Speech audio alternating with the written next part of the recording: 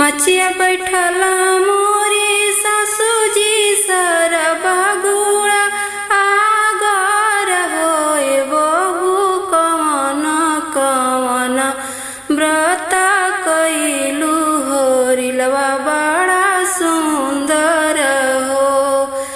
एक में कईनी एकादशी द्वादशी के पारण हो।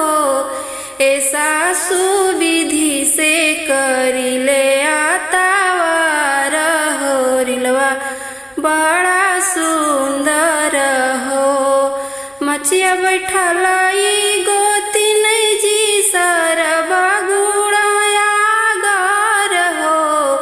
ए बहु कवन कवन फल खइलू होरिलवा बड़ी सुंदर हो।